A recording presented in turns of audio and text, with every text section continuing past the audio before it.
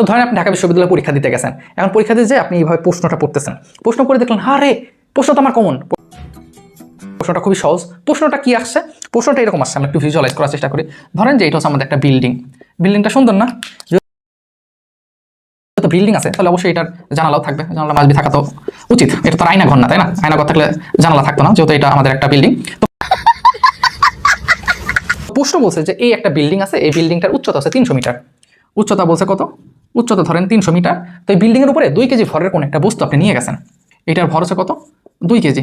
তো বলছে এই বস্তুটার মধ্যে কি পরিমাণ পটেনশিয়াল এনার্জি বা স্থিতিশক্তি, ধরেন বিভব শক্তি, যে 300 মিটার উচ্চতার একটা বিল্ডিং এ 2 কেজি ভরের কোন একটা বস্তু নিয়ে গেলে এর ভিতরে কি পরিমাণ স্থিতিশক্তি আছে। তো আপনি তো হাততালি দিলেন, আরে প্রশ্ন তো অনেক সহজ, কোনো কথা নেই। চোখ কান বন্ধ করে ইপি সমান কি করছেন mgh, মাশাআল্লাহ সুন্দর। এর ভর কত? 2, জি এর মান 9.8, এইচ কত দিয়ে আছে 300 মিটার।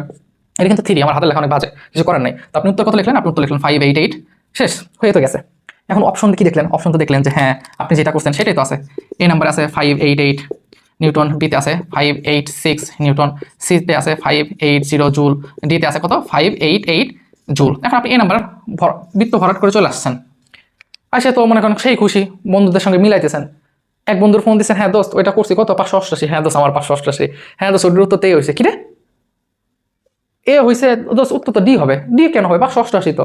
আরে বেটা এখানে যে লেখা আছে ইপি, আমাদের যে শক্তির একক যে জুল, এটা তুই জানোস না? তুই লেখছস যে নিউটন। আরে দোস্ত আমি তো খেয়ালই করি নেই। মারাটা কেমনে খাই খেয়াল করছেন?